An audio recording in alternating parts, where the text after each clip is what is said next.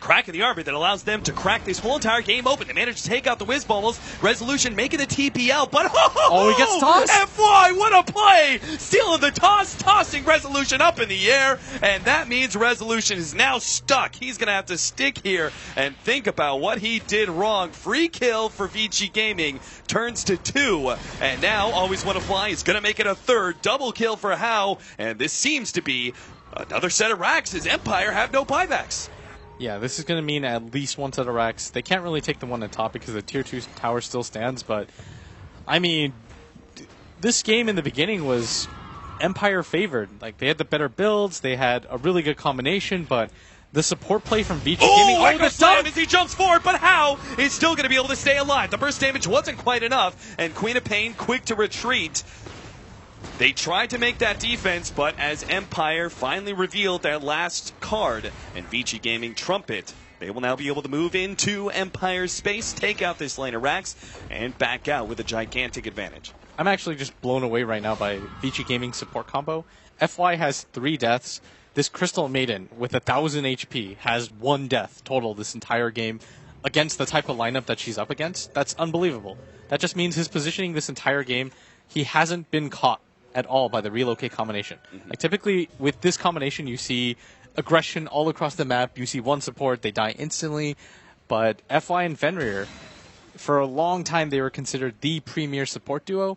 That's fallen off a bit, but in this first game that we're seeing by them, they're playing nearly flawlessly. I'll be honest with you, Blitz, they never fell off in my mind. In my mind, when I think of combinations for supports, FY and Fenrir will always be. I don't care if they retire after TI5. TI6, I'll be like, FY Fenrir, man. These two, they're the ones to, if you're looking at support duos, they are pretty much the champions. Now, Team Empire still have a big opening here. This is going to be a big fight around the Roshan. If they can actually win it, take that Aegis, maybe they can even at least get enough map control where they're feeling a lot more comfortable to farm, or maybe even if it's a big enough fight, force some buybacks. Vici Gaming, they've already got quite the significant lead, so they're not going to be quick to trying to do something drastic like attempting Roshan while Empire back up. They're just going to sit back and farm away. I just can't highlight enough. In that bottom fight, that actually might have been okay for Empire if only the IO gets taken out. But that toss steal... Amazing. I mean, FY, he steals the Echo Slam, turns it around on Silent. There's just been so many plays. Remember that toss in mid as well when they picked off Silent, when he tosses his Dragon Knight in to set up for the stun call down? It's just been so consistently good. Like, if I had to name MVPs, although the game isn't nearly over yet, FY and Fenrir, even if this is a losing effort, they've just been playing outstandingly. All right, a smoke up, but they're going to go into the cliff of death here, as Vlad calls it. Vici Gaming, they're already well set up to be able to defend this one. Potentially BKB already off pop by Resolution. Ice managed to get away. There goes the ult pin from Silent, but now he's in trouble. Self-Fuel Scepter in order to dodge some of this. Hook shot is laid in, but Silent still gets a decent distance away, but Resolution is already gone out, and a Wiz couldn't manage to save him. Yoki, meanwhile, controlled by the supports, has to blink himself away, and once again, Vici Gaming just seemed to be playing defensively, waiting for Team Empire to come to them, and sure enough, that happens. Now that Team Empire have wasted their aggression, Vici Gaming are well set up to take Roshan right after Super gets an extra kill, this time on Silent. Yeah, they're immediately going to call GG. They realize that if the fight goes like that, and that was a pretty ideal fight for Empire where they set up with their own BKB, nobody really got bursted down immediately, and you still lose the fight, then there's pretty much no hope for you. But this was definitely a game where I'm not going to say it was a throw. It wasn't that bad. Like, the lead that Empire had was never very significant, but they definitely should have made this game a lot closer. And a lot of it comes down to the incredibly strong play from Vici Gaming, most notably in FY, getting one of the most clearest game-winning pickoffs there with the tiny toss. So 4 deaths combined between their 2 supports. 4. Pretty insane. Vici Gaming taking game 1 in style here. We're going to have a short break. We'll toss it over to the analyst desk for them to talk about this game number 1. Thank you very much, Captain Blitz. And yeah, I mean, what a finish to that game. I mean, regardless of the actual game, I know at the very end, we all got pretty excited and people were honestly, what happened? And I think Winter put it pretty accurately. we had a bicycle kick in terms of, it was as cool as a bicycle kick within Dota as you might see in soccer or football, for whichever language you choose to speak, whether it's the President's American or the Queen's English. There are two big differences. But on that note... So politically correct. On that note, though, I mean, what a finish. Vici Gaming really pulling through towards the end. And throughout, I know Blitz was talking about that too, right? How we don't see Rubik picked early that often, but when you're a team like Vici Gaming, if you're that confident, you pick it. How do you feel about that game panning out, Winter? I didn't really get to see the start of it because I was away having a break. But in the later parts of the game, I felt that the two supports from Vici Gaming, absolutely, they played very well, in team fights, and obviously they had very little deaths. Like Blitz said, in total, I think 4 deaths the whole game against IO Tiny. But for me, the biggest impact was the Dragon Knight. He set up a lot of kills, with his blink, with his item selection that game, and gave his team a lot of crucial pickoffs on the Quap. Especially, I saw a few very big pickoffs with the blink. So I think the Dragon Knight was a huge deal in that match as well. Yeah, I mean, what about you, Ben? I mean, looking at it earlier, you were one of the people saying that I think we're going to see a 2-0 one way or the other. Are you convinced at this point, Vici Gaming, the way they've played, they can definitely carry on into Game 2? Yeah, I think their draft was a little bit unusual from what I would expect, and yes, it is FY drafting, but the Rubik first pick is generally regarded as pretty strange. And yes, they do have a fantastic Rubik player, but it's not like the Earthshaker was picked at that point, or many of the other heroes, or that game-winning toss, yeah, which was a little incredible. But Ice Ice Ice was actually pretty impressive to me. Empire had just taken Roshan, they were retreating, and then he hook shots both the Wisp and the Tiny, and then they turn an Aegis advantage into a 3-hero disadvantage. And that doesn't happen without the hook shot. And, there are a lot of ways to deal with the clockwork of the game. They have, Wisp, they have Relocate, they also have, Grave and Blink on the Queen of Pain, but he still made it happen. Yeah, definitely some impressive plays there. Now, you brought up a good point in terms of the Rubik. It's not a common thing that you have to look out for, that it's on everyone's mind that, they're going to first pick Rubik. Is this something that, when you're playing against Vici Gaming, that you have to take into account, or is it just, that's one of their strengths, you just can't help it? Well, what would you let through to ban Rubik in the first phase? Okay, good. I mean, it's good counterpoint. If you consider, I think there could definitely be some merit to, let's not say just Rubik, but other heroes in general. If the enemy team has a really, really key hero they pick in the first phase, right, you can try to set up the draft so that you're trading the powerful heroes. So you're getting 1-for-1 trade instead, by not banning any of the strong heroes like Tusk, Leshrac, or whatever. But I personally don't think Rubik is that strong. I think the player is exceptionally good on it, and he makes it look easy and very, very good, but it's definitely manageable. And I actually think Empire's draft was fine. I think their approach was fine. Vici Gaming, I am definitely with Winter. I think the Dragon Knight, it's also what I said going into the draft.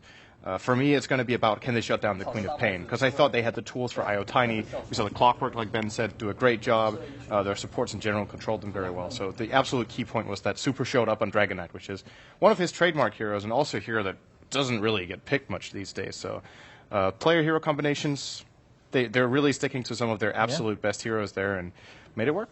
All right. Well, we do have a quick highlight towards the end of the game from Game 1, so we'll be able to replay that while we discuss a little bit more on how things went through for Vici Gaming versus Team Empire. Vici know that Empire smoked. They're waiting on the high ground positioning with most of their heroes in a position to be able to pop their BKB. And at this point, Empire's a little bit too far behind. They've given up a 3,000 or 4,000 gold lead and turned that into around a 10,000 gold deficit. But I feel like they really needed their BKBs or a pipe earlier. By the time they got BKBs, they were already in the hole after they lost that Roshan fight. And Vici's such an explosive team. You give them 1 or 2 kills, boom, your Rax is gone. And then you let that happen one more time and you almost lost the game. As opposed to a lot of the other games that we've seen today, I think that Vici has capitalized on the opponent's mistakes the most. All right. Now, I know we've talked about this before, and I really enjoy talking to you guys because you guys give a lot of credit to the fact that we obviously talk in hindsight here, so it's hard to really blame players or whatnot for what we discuss. But when you bring up a point of, all right, Empire's draft seemed good, at the same time, I forget who mentioned it earlier, but things like Earthshaker were not picked when Rubik was picked. Was there a way for Empire to avoid that, or was it fine of them to stick with their plan, go with the Wisp Tiny, and then go with the Earthshaker, even though they already saw that the Rubik was there ready to steal some of those spells?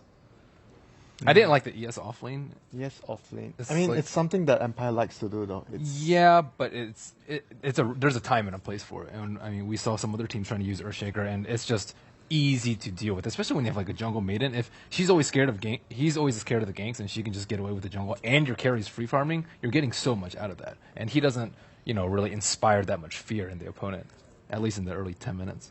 Yeah, but I think it's something they're more comfortable with because in the past I've seen when they pick IO plus any carry, they would go for initiating offlane, and they would typically go for Sand King or Earthshaker.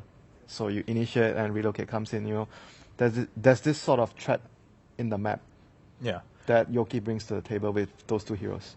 Yeah, I mean, Sand King, as we see in the team sheet, of course, kind of a niche pick for Team Empire. We did see it banned in the very last ban last game by Vici Gaming. Maybe it slips through this time. Maybe that's the key that Empire needs to climb back in. But let's phrase that in a different way then. When you're playing against Vici Gaming and they pick Rubik, does that also just extend the value of that Rubik first pick because now it affects, oh, shoot, do we want to pick these heroes because that's also an advantage that Rubik can have? You definitely need to respect it more than against other teams because FY is just. I personally think I can think of only 2 Rubik players in the world that are just like a tier above everyone else, and it's FY and it's Kuroki. I just feel like they're better at their positioning. They're really good at reacting and stealing the spells at the right time. So I would say against those 2 teams, if you see it picked by Secret or by Vici Gaming, you might consider, okay, should we maybe avoid a hero like Shaker? I think Fissure was stolen that game once or twice. I'm not 100% sure if I did see that, but if I didn't see that, then then the Shaker was fine, right? Right. The spells that technically, Rubik stole were not a problem for the Shaker, but it's something you can have in the back of your mind. But at the same time, if you let yourself get intimidated too much by the Rubik pick, then all of a sudden there's a lot of heroes you can't pick because, oh, well, I have a good spell, and this guy's really good, so he's going to steal that spell. Oh, now I can't pick Enigma because they're definitely going to steal Black Hole every time I cast it, and he will use it better than me because he's FY. Then you've already lost in the draft, right? If you think that highly of your opponent, respect is great, but you need to have confidence in your own ability. All right, very fair point. I think that's a good way to put it. We just saw Empire, kind of rallying around, saying, all right, what do we want to do? Preparing for that draft in Game 2, of course, giving the teams a little bit of time so they have things to adjust. Of course, they want to review a little bit of Game 1 at least before they jump into Game 2. From Vici now, do we think then are we going to see something different? Or, hey, it worked, this is what we do, why not go with the Rubik and then wait for Empire to pick and react? What's Vici's strategy here going to Game 2? I think they capitalized on Wisp's positioning very, very well that game, and just do the same thing, exploit the weaknesses and play to their strengths. They actually ran around as 5 very, very well, and of course when you have a Dragon Knight, you kind of want to do that, but I feel like Empire didn't really play too much as a team. Like they're, ideally you want like the 3 heroes to initiate on someone you'd relocate in, but that only happened like a first couple of times, and then after that they're just like waiting for something to happen. And I think that Vici, they were so much more proactive about using their smokes and just getting 1 or 2 pickoffs, transitioning into a tower, and then extending their lead, and then getting the items that they needed to overcome Empire. And it was just very systematic. Whereas, that's not used to I'm not used to the Empire that's not that explosive. All right, Syndrome, question for you. Are you still confident that staying away from my predictions is the right way to go? What was your prediction? Well, I said 2-0, and whichever team wins first, I think will go on, obviously. I'm actually going to lean towards you right now because... Didn't you do that from boy? Did you say 2-0 as well? I said 2-0. I said 1-1. You said 1-1? Yeah, but I saw which Vici Gaming showed up today, so... I mean, it's not fair for me to change, but... No, it's all right. Yeah, so you can't. No, only one person can change, and Winter Jump dies. No! This is not how games work. Yeah, but it's good to see when FI is drafting, they are bringing back the old glimpse, their old strats and a glimpse of their old self. That's, for me, it's really important to be able to see that in the first few games. So I think they'll be able to take the series 2-0 if they are just going to pick their stronger heroes and just do what they are good at. Yeah, I mean,